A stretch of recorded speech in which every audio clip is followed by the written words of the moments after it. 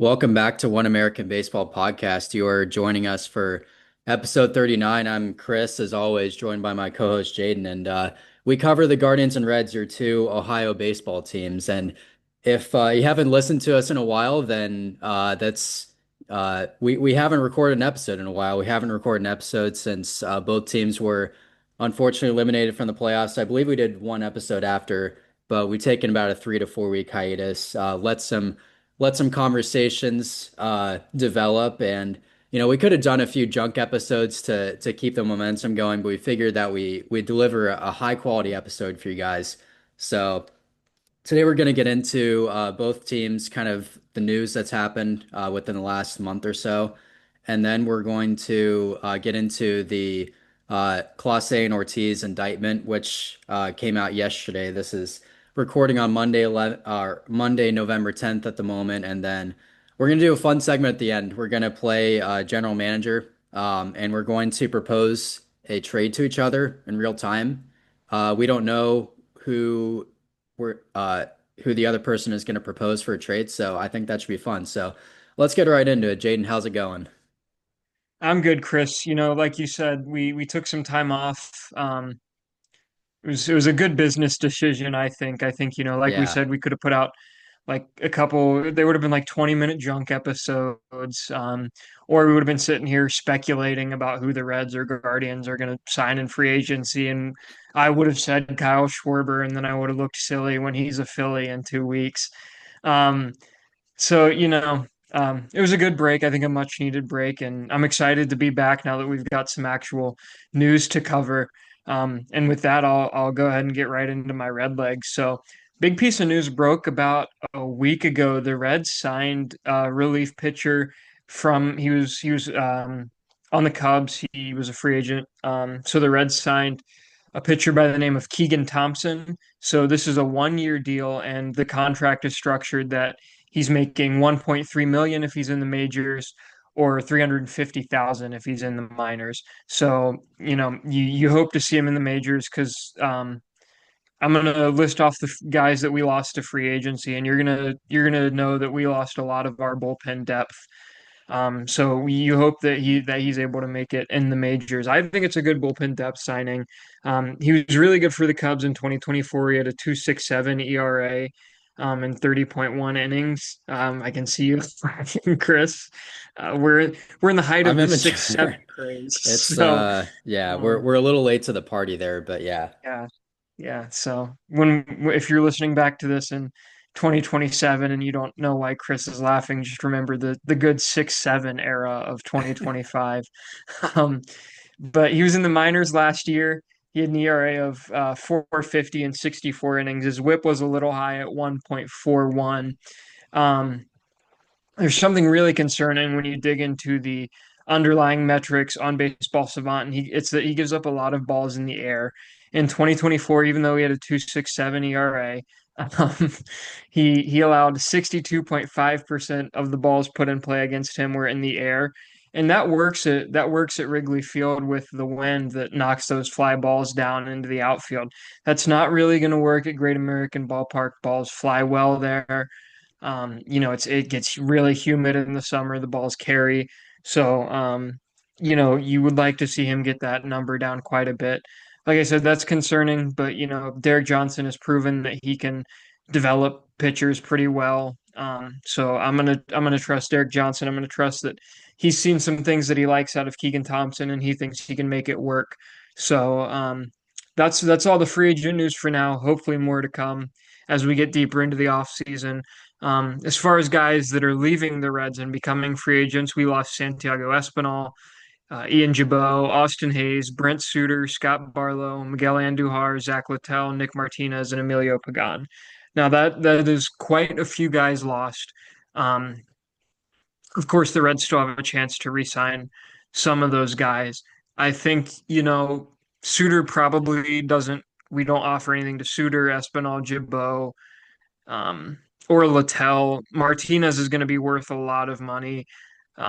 He'll probably get more than the Reds are willing to offer because he was invaluable for us last year, and I think he'd be invaluable for a lot of teams in that sort of swingman role, long relief out of the bullpen, or he can be a fifth starter when you need him to be. Same with Emilio Pagan. I mean, he had a 30 save season last year, so he's probably going to get paid pretty handsomely. I think it would be worth bringing back Scott Barlow. I think he showed that he can be a good um, middle relief guy that can eat an inning or two here or there. And I would really like to see them bring back Miguel Andujar, and I'll get into that a little bit um, when we propose trades. Just teasing that a little bit, but for the most part, I don't think you're going to see a lot of these guys back as Reds in 2026. And like I said, we lost a lot of bullpen depth and Suter, Barlow, Martinez and Pagan. That's four bullpen guys that we lost. And you have guys like Zach Maxwell who might be able to replace some of that role, or a guy like Connor Phillips. But you're gonna have to go out and get some people like they did with Keegan Thompson, and they're probably gonna need to fill probably two more roles or two more spots in the bullpen at least. I think to be comfortable with what they have in the bullpen. Um, Now, coaching moves. We have a new third base coach as J.R. House left. He will now be the third base coach for the Arizona Diamondbacks. Not really sad to see J.R. House go. He was a pretty bad third base coach. It's kind of nitpicky to criticize a third base coach at the major league level, but he made some really questionable decisions, sins or no sins otherwise, um, as a third base coach for us.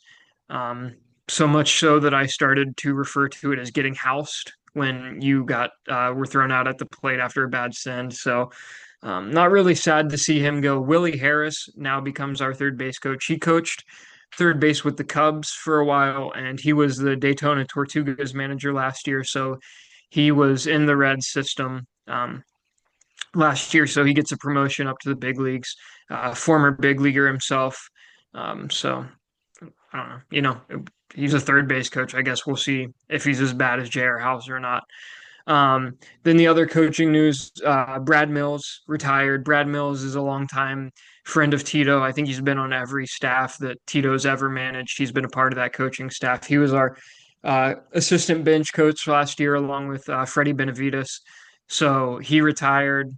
Mike Napoli got promoted to an assistant bench coach role in his stead. Mike Napoli is, a guy who was a former big leaguer. He was on that 2016 Indians team.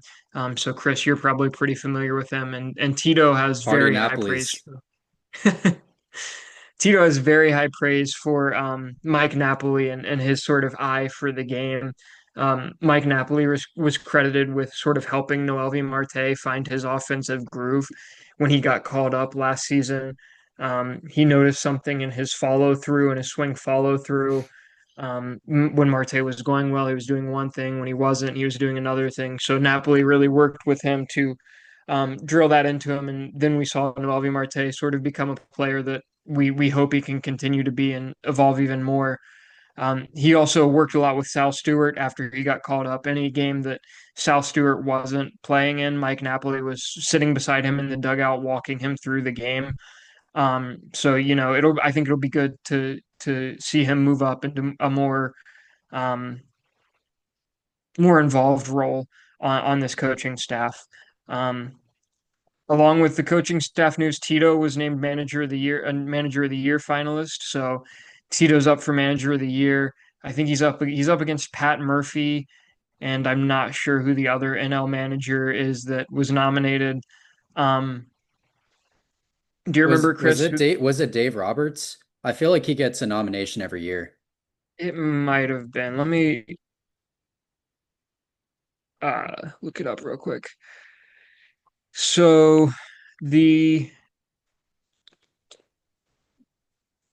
finalists for manager of the year are Tito, Pat Murphy, and geez, live podcasting. It is. Bear with me here. Bear with me. Tito, Pat Murphy, and Rob Thompson of the Phillies are the three. I think Pat Murphy probably wins it. But the Brewers to the best record in baseball. Um, he just runs a real good ship over there. But I think Mhm. Tito's deserving. He took a Reds team that probably was a 78 win team with most managers, got him to 83 wins, and got him into the playoffs for the first time in a full season since 2013. I think he's a deserving finalist, but I don't think he wins it.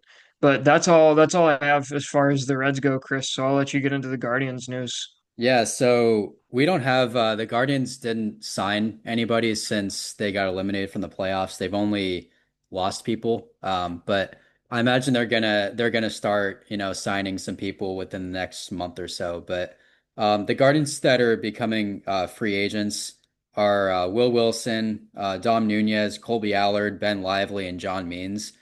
So the two that kind of stick out to me are Ben Lively and John Means, and they stick out to me because that's starting pitching depth that the Guardians are going to lose out on. And I don't see there's no way that John Means, he denied his club option, so there's no way that John Means is going to be a Guardian. Ben Lively, it's probably going to be the same way. I don't, like I said, the Guardians have a pretty that starting pitching depth is not exactly their need. So I don't think they're really going to go out and re-sign Ben Lively unless it's a very mutual thing. That Ben Lively feels comfortable in Cleveland. It would take like a hometown discount to rehab from his Tommy John surgery. So, but in any event, we're not going to see Ben Lively until probably the end of the 26th season. And you have Cal Steven. As long as he stays healthy, Cal Steven is probably going to come up.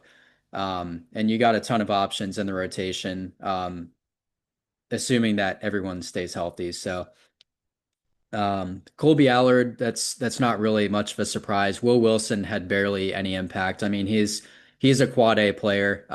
Will Wilson just doesn't have the ceiling to be a capable major league player. I could be wrong. He could progress kind of like an Ernie Clement, but I don't think he has the glove like that Ernie Clement had. So those are the news. That's the news as far as free agents go. The Guardians had a couple of coaches move on, and I actually just looked it up. There's no coaches that have filled in for the roles that the Guardians have lost so far, but Kai Correa, the bench coach, took a job as the bench coach for the Mets. So the Guardians are without a bench coach right now. I imagine, like I said, they're probably going to hire somebody within the next couple weeks or so. Craig Albanez, the associate manager, became the manager for the Orioles. So that's probably the biggest development so far, uh, other than the indictment scandal, which obviously we're going to get into. But that's the biggest development so far is Craig Albanez leaving. Craig Albanez had a huge impact on Stephen Vogt's in-game decisions, and it's going to be really interesting to see how Stephen Vogt handles it going forward with, if there's a different pattern to how he makes decisions.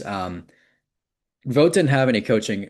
Well, so he was a bullpen coach for the Mariners, but Vogt didn't have any sort of managerial experience prior to when he got the job for the Guardians. So what Craig Alvarez was trying to do was he had a little bit more coaching experience under his belt. I believe that Alvarez comes from either a college coaching background or he came up through the minors and was a manager coming up through the ranks. But anyway, yeah, Craig Alvarez had the coaching experience to kind of supplement Vogt's intelligence for the game as a former catcher.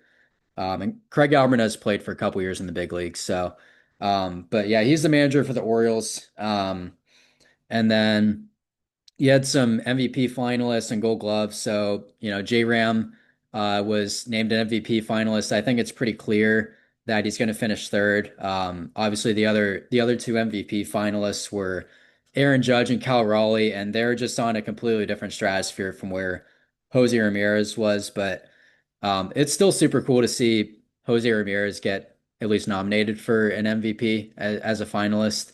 I think there were definitely a few other guys in the American League that were on the same level that Jose Ramirez is at, but like I said, it's very cool to see. And he also won his sixth Silver Slugger award at third base. So great to see that. Stephen Kwan won his fourth consecutive Gold Glove. So really no surprise there. He was tied with Ernie Clement with the most defensive runs saved in baseball, and he had the most outfield assists. Uh, I think either overall or among left fielders. So Stephen Kwan was really kind of the obvious Gold Glove winner in left field, and it's honestly pretty impressive that he managed to do that with he had a hamstring injury that was bugging him for a lot of the year. Um, he doesn't have the best arm strength, but he utilizes his strengths like so well, and he's so intelligent out there, and he's super accurate with his throws. So that goes a long way when it comes to winning Gold Gloves. So, um, and then Stephen Vogt was a Manager of the Year finalist, so he has a chance to win his second straight Manager of the Year award. John Schneider and Dan Wilson. John Schneider of the Blue Jays and Dan Wilson of the Mariners are the other two candidates for Manager of the Year.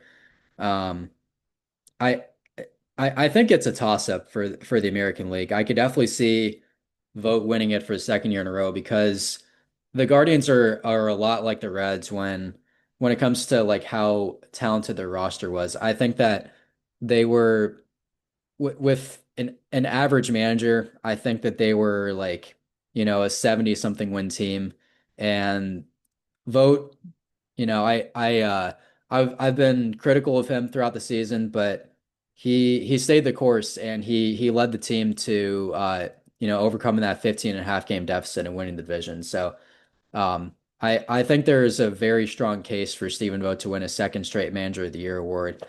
And it doesn't take into account his postseason decisions. I think my most critical thing of Stephen Vogt at this point is his postseason decisions when it comes to bullpen management and stuff. It's a completely different uh it's a completely different ball game when it comes to managing in the postseason versus managing the regular season. And it seems like he's very, very good at managing the the personalities in the locker room and creating a winning culture every year.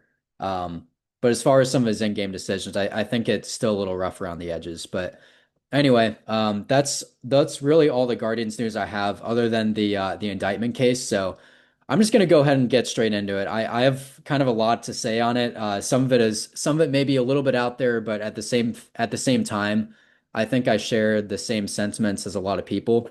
So if you don't know what's going on, I this released yesterday, the 23-page indictment document. So I went through that and I pulled some of the key takeaways from that document. But basically, Emmanuel Clase and Luis Ortiz received kickback payments for rigging pitches. So they spike pitches into the ground, or they would throw uh, what Clase did was, along with spiking pitches into the ground, he would throw above or below a certain velocity. So he would shake off his catcher and throw a slider if the person who was betting for him bet that a certain pitch and inning would be below a certain miles per hour threshold. Um, so that's what he did. And they they both communicated in game with these bettors to win them money, and then Clase and Ortiz took home a portion of the winnings. The bettors were both citizens of the Dominican Republic, and Clase's records go back to May of 2023. So Clase has been doing this for quite a while. Ortiz joined in on the scandal in June of this past year. So it really was not a very long time between when Ortiz joined in and when they got caught. And it makes me think that Ortiz was the one who routed them, not routed them out, but got them found out. And then they eventually traced Clase's records all the way back to 2023. So that's how that worked. But all in all, the bettors won around $460,000 from these two guys rigging pitches. They won about $400,000 from Manuel Clase and about $60,000 from Luis Ortiz. What I thought was interesting was that we didn't know this till yesterday, but the bettors actually visited Clase's house at a couple of points, and Clase bought them tickets to games. And you don't really need to, because they were communicating all by phone. in game. But I guess if you're there in person, it makes it a little bit easier to put bets down and stuff. So, um, but anyway, over 100 bets were placed for Class A to rig pitches. Um, the indictment document pointed out a bunch of scenarios in 2023 and in 2025. It didn't point out any scenarios in 2024 in which Class A rigged pitches. So a lot of people were saying that, Class A was throwing games in the postseason last year, which I disagree with. He was throwing intentional balls sporadically, and that may or may not have that didn't impact most games, honestly.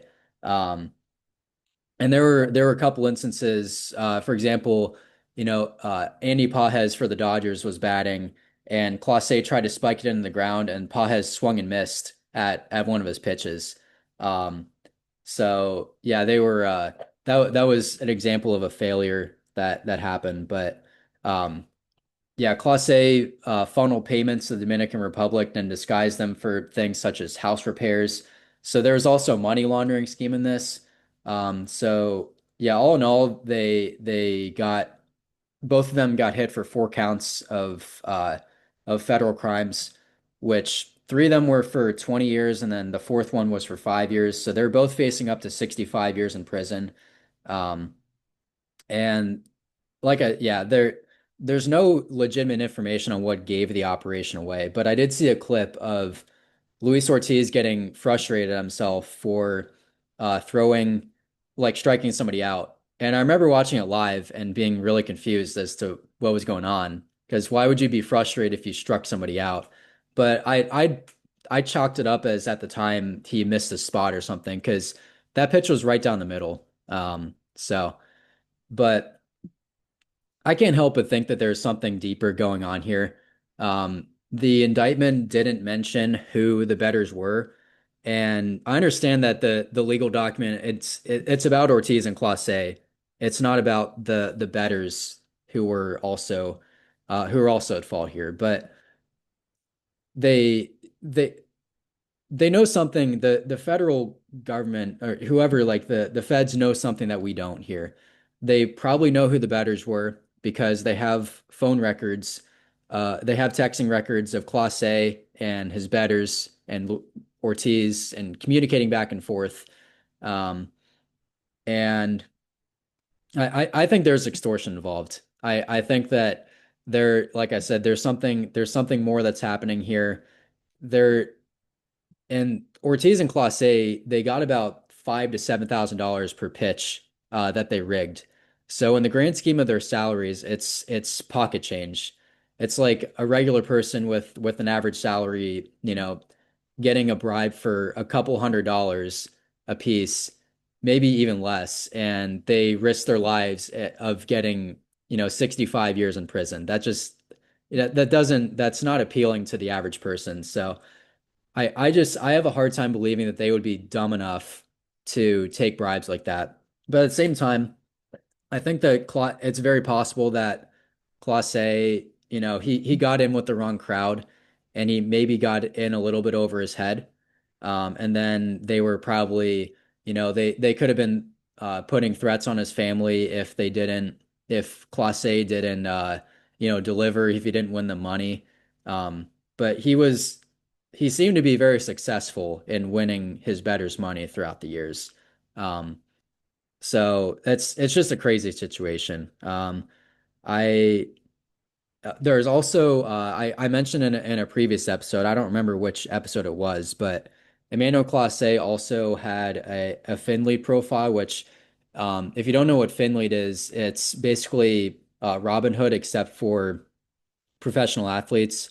You can buy into stock on usually like lower minor leaguers careers, and if they are successful at the big league level, then you buy a certain amount of shares, and then you make money off that player, and then that player gets an upfront payment from Finleet to kind of set them up, take care of initial payments and stuff, so that they don't have to live below the poverty level while they're in the minor leagues. Especially a lot of Dominican and Cuban players do that. because they're in the Dominican Summer League, and they're things are pretty tough down there. But um, anyway, Clase joined Finley as already having finished, already been an all-star. He was very successful at the big league level, and he stuck out like a sore thumb in Finley. And what I think is happening is that um, he was expected to have upfront payments for his betters, and he needed immediate cash that wasn't from a salary. So what I think happened is that he panicked and joined Finley, because it wasn't that lucrative of a deal for him in the long run because Finley gets a chunk of your career earnings. So they would have made a lot of money off of Class A in relation to what they initially paid him. I think it was something like a couple $100,000 that they paid him, which he made like something like $5,000 this past year. But it's just a crazy situation. This is the biggest betting scandal since Pete Rose. So those are my thoughts on it. It's kind of a little all over the place, but there's going to be something more that comes out about this. I think that there's like I said, there people don't know, or we don't know, we don't know the same amount that the feds do. So yeah, just crazy stuff. Yeah, it's I wouldn't be surprised if it was a larger ring, like you said. And like you said too, it really doesn't make a ton of sense for them to do this. They're both on track to, be multimillionaires. I mean, even a guy like Luis Ortiz, who, probably isn't gonna be like an all-star or anything, or like he's gonna be like a one-time all-star throughout his career. He's still gonna make, a lot of money because pitchers just make a lot of money these days. And they threw away, a lot of that money for some kickback, and they're facing a lot of prison time. Um, it's a problem, and we just saw it with the NBA too. Terry Rozier and Chauncey Billups were both arrested for gambling. So I think it's there's going to be have to be a real conversation, I think, with sports betting in this country because we didn't allow it for so long. It was just like you could go to Vegas and do it. And then it became like once it got legalized very quickly. And they were like, we didn't really put any stopgaps on it.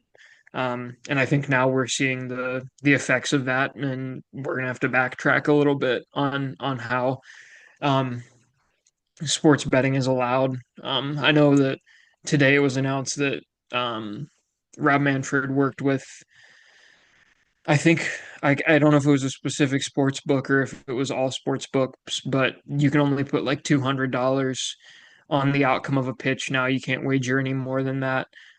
So they're stepping in to try and prevent this a little bit, but yeah, it's just crazy. I mean, Emmanuel Clase, he was on track to probably be a Hall of Famer. And just like that, his career is over. And he could be in prison for 65 years. Um, so yeah, you know, there's going to be a lot more fallout from this, I think. I think once the trial gets started, um, there's going to be a lot of fallout that comes from this, and I wouldn't be surprised if, we see more athletes go down as the years go on. Yeah, and with I think the 65 years was bait to get them to the everybody knows that there's more that's going on that has not Right. been publicized. Yeah, I maybe think take a that plea deal and yeah, I think they're trying to bait them into telling them what exactly is going on. But the right, thing is, I feel qualified to talk about this since I've watched Breaking Bad and Ozark. If you rat out the people that are above you, then you're dead. right. So, and this has happened with a lot of Dominican major leaguers. They've had people come after their families for there's just a ton of dirty stuff that goes on in the Dominican Yeah. Republic with I think whether it be drugs Puig, and right? gambling. What's that? Yasiel Puig was getting Yeah. extorted there during Yep. part of his career, I think. Hmm. He's Cuban though, but it's the Yeah. same thing. I mean, yeah, they both it happens, I think, equally between those Yeah. two countries. But um Yeah, I think it's bait. It also, um, I think it's going to really affect the Guardians this season because Hmm. there's so many there's so many witnesses in the Guardians clubhouse that are going to be interviewed Right, when this trial goes on. I think it's going to be really distracting. I think in the back half of the 25 season, they were able to kind of ignore it because the whole situation was on hold. Now right. things are moving along with the trial and the legal stuff, and like I said, it's just gonna be super distracting because they have to think about this, and the Guardians players get pulled in, and yeah, it's going to be a huge mess in the Guardians clubhouse, I think, and Yeah, I think they're going to have to figure out how to navigate that situation, and it's probably going to cause a little bit of conflict in the clubhouse, just because certain people probably still are friends with Clase and Ortiz, and other people might know exactly what's going on. Some people might be completely oblivious to the situation, but um, yeah, yeah, wild. I think we're gonna keep hearing about it. Oh, Um, definitely. so, but Yeah, well, enough of that. yeah. Let's get into our trades. Do you want to go first, or do you want me to present mine first? How about you go first? Mine is a little it's still a little half baked. So, Alrighty, how yeah, about you propose it first? yeah. I'll propose mine first. So, um, I am the GM of the Cincinnati Reds, and I'm calling you the GM of the Cleveland Guardians. We're here. We just we met up at winter meetings. We talked a little bit, and you know, so I'll go ahead and give you a ring, and I'm gonna open with this. Chris, how are you? I'm fantastic. Good, good. Glad to hear it. How are things up in Cleveland? A little snowy, a little Yeah, well, got yeah. You know, with the yeah, lake effect. opening day can't come soon enough, I'll tell you Yep. that. So I know we were talking at winter meetings, and we have a lot of the same needs as teams. We both lacked in offense last year. We got a lot of really good pitching. Um, I know you told me though that you're struggling a little bit out there in right field. So I wanted to make this deal for you, see what you think. I know we talked about Stephen Kwan, that's been bounced around some. You're not willing to move him, that's fine. I don't want to take him from Cleveland, that's his home. But I was thinking, we need a bopper on our team. So what do you think about Kyle Manzardo for Christian Encarnacion Strand and Reese Hines? Now, I'm going to give you my plan for what I want to do with Kyle, so he's in good hands. I would like to platoon him at DH.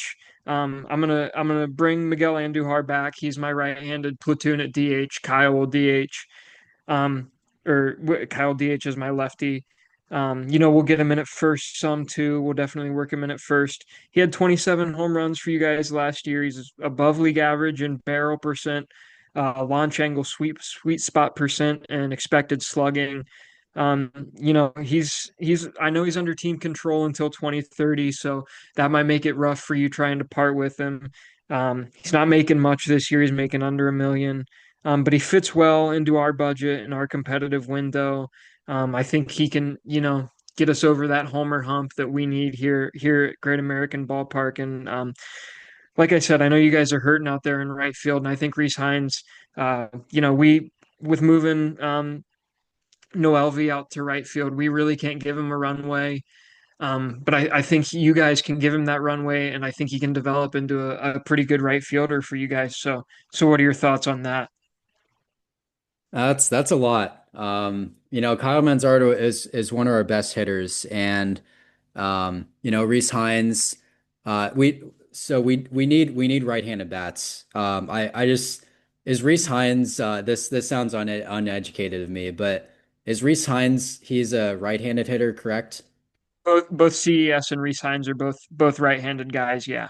Okay, that's definitely intriguing. So where would CES fit in this whole situation defensively? So he's a first baseman by trade. We had him at third base for a little bit. You could stick him over there. I wouldn't, as a friend, I wouldn't tell you to. I think he's a first baseman. He could also DH for you guys. He's got a lot of power potential. The swing and miss isn't great, but I see him as a Kyle Manzardo type, kind of. I think if you guys can get him to cut down on the swing and miss, I don't think you're missing much. Um, he's a better defender than Kyle Manzardo. He's a lot more agile over at first base. If you wanted to play him at first, or if you wanted to DH John Kenzie and put CES at first base or something like that, he's going to provide more defensive value for you than either of those guys. Um, both these guys have big power potential. They're big power potential guys, both right-handed bats. And like I said, Reese Hines I mean, the hit tool, he hasn't really seen it come around at the big league level, and we really can't give him that playing time. I think you guys can. Um, both these guys are under team control for quite a while more. Um, and Reese Hines he's a really good defensive right fielder, if nothing else. I know you guys were struggling a little bit with the defense in right field as well. Can you work in a pitching prospect? I know you have a lot of pitching depth in there, and you don't have enough room in your organization for all the pitchers that are coming up. You know, you have Rhett Lauder, you have a bunch of guys that are going to be blocked. So I will work with it if you give me a pitching prospect, maybe like a mid-level pitching prospect, preferably a lefty, maybe like Yeah, 20 to 30 range in your system. let me look here. I've got a guy here, Tristan Smith. He's in low A for us right now.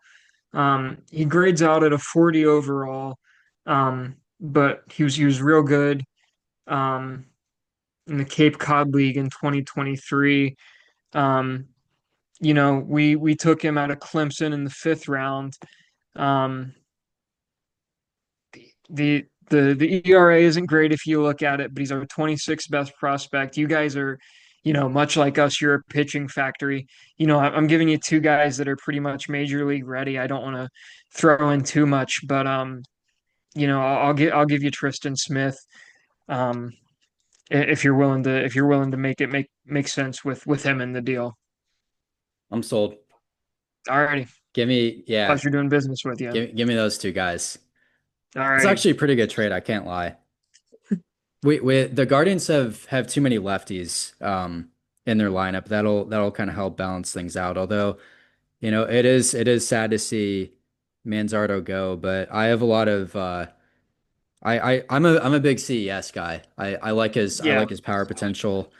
And like you said, he's definitely a little bit better at first base, has some defensive versatility. That's the thing about the Guardians right now is they don't have the kind of defensive versatility with Kyle Manzardo. I think that if Kyle Manzardo was able to play, he was a plus defender, and if he was able to play a little bit of right field, I think he'd be immovable. right. However, I think that given what the Guardians need right now, I think that's a good trade for both teams. All right, here's my trade. It's kind of a spicy one. On Alrighty, Noelvi Marte. Um, you're gonna I'm have to willing give up a to. lot. I know. I'm willing to offer up CJ Kafis and Parker Messick. I'm willing to work in, another prospect or two. But that's my base offer. CJ Kafis has a lot of defensive versatility. He's a lefty. He can slot in right at first base. He could platoon with CES as a lefty. Um, he's a plus defender. He could also play a little bit of right field. Um, and he could also DH as well. So he's an everyday bat. He could slot into the bottom of the lineup. Um, Parker Messick he's obviously a lefty. He can slot into the back of the rotation. He could be in AAA, come up maybe mid-season and be used as a depth arm. But both these players are major league ready. CJ Kafis had a lot of flashes of greatness at the end of the 2025 season.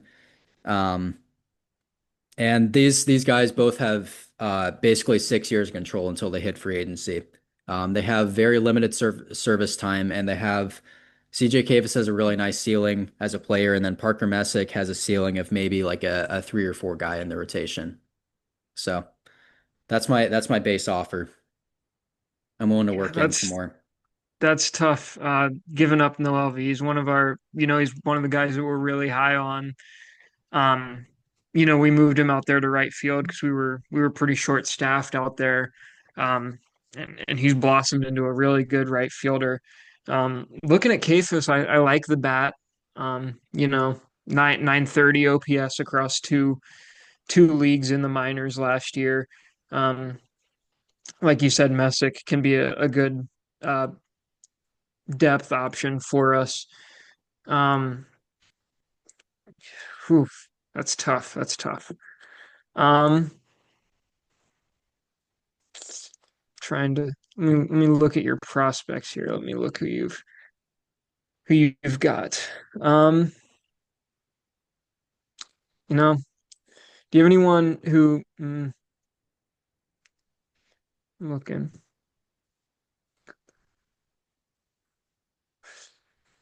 Yeah, I don't know if I can give up no LV. I it's a big ask. Yeah, I He's one understand. of our guys. This is our window to compete. We're trying to bring postseason baseball back to Cincinnati, and we see Noelvi as a big part of this. Um, I'm willing to deal maybe Spencer Steer or something like that if you're willing to work with me there. Spencer Steer is a righty, correct?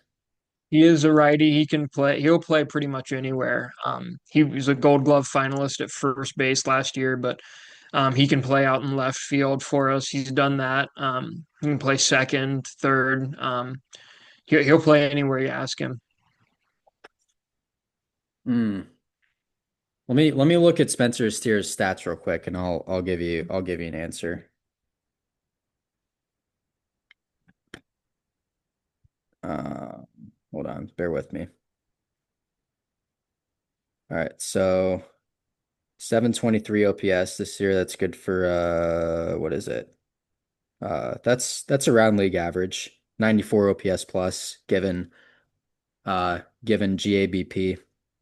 Yeah, I do want you to keep in mind too that he played hurt for us most of April. If you look at the stats post April, they're a lot prettier. Okay. All right. I don't think I'm willing to give up two big league ready guys for Spencer Steer. I can't lie. I I understand that. definitely I do like the Reese Hines and CES trade. Honestly, CES is one of the guys on your team that I kind of overlooked. I don't really know how I overlooked him, but I really want to get Noelvi Marte. What if I I don't think I can move him and let okay, you got to give me a guy who I know can play in the big leagues. okay. A proven big leaguer for no LB. All right. Hmm. I I just don't think Steven Kwan's movable. I don't think he is. Um, there's not really a whole lot of other guys who have a lot of big league experience on the Guardians. I'll take Bo Naylor off your hands. Bo Naylor. If you give I, me I'd Bo be Naylor, I'd be willing to give up Bo Naylor. Bo Naylor, Kafis, and Messick, Naylor and I think I can move Naylor Noel and LB. Cavis I could work with. Mm, okay. All right. Let me think about this. Um, Naylor and Cavis can go. Um, who do you have? So okay, so your catcher is Jose Trevino coming back this Jose year? Trevino, he's coming Okay. back. Tyler Stevenson is on an expiring deal. We're trying to get talks done with him, but I don't Okay. think it's going to happen. We could trade him for an outfielder, I think. Hmm. Um, so I'll take Bo and Kafis, but I really need Messick to move no LV, I think. All right. Hmm.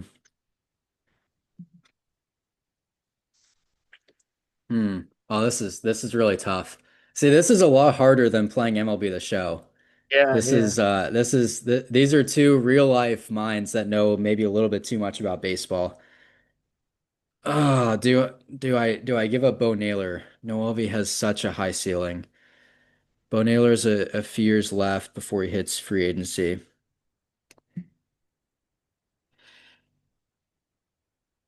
Oh, you might have to give me a prospect as well if I give up those three guys. Maybe a middle infield prospect. Let me see what I can do. Uh, Middle infield prospect with he doesn't even have to be he could be a lottery ticket. Really high okay. ceiling, but he could be a couple years out. You know what? I'm gonna give you a guy. I'm pulling up the Reds prospects. Let me if Yeah. I see someone who jumps out to me, I'll let you know. All right, I got a guy in the Dominican Summer League. He's our 19th ranked prospect. He's 18. His name's Liberts Aponte. I'm probably not Okay. saying that right. Hmm. Um, he's a Venezuelan kid. Um, that's your lottery ticket that I'm willing to throw in, I think. Hmm. Edwin Arroyo would be I It's don't too think he much of an ask. yeah, Steel Hall, probably not. He was our first round pick this year. Yeah, yeah, that'd be a lot to ask. Um,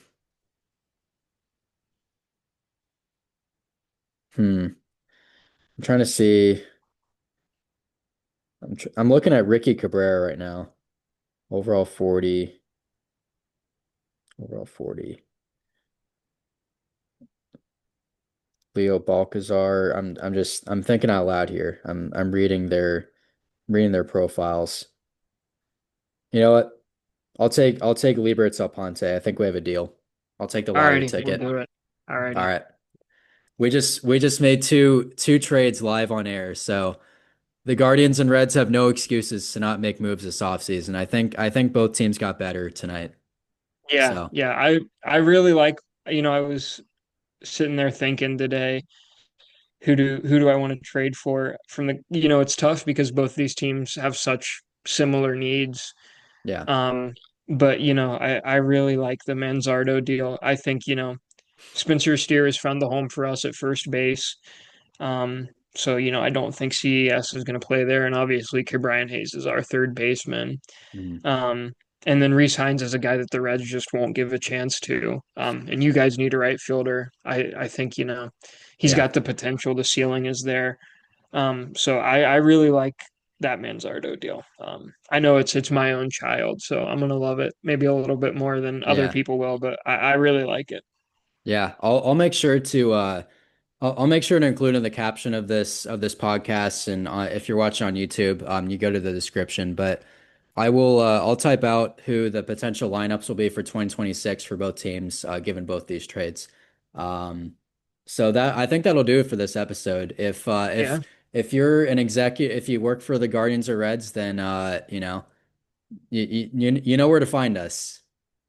Our email is uh yeah, our email is provided somewhere. So, yeah, um, but yeah, that'll do tonight. So thank you for listening. And if you enjoyed, then go ahead and give it 5 stars on Spotify. Go ahead and give it a like on YouTube. Subscribe, and comment down below what you think of our trades.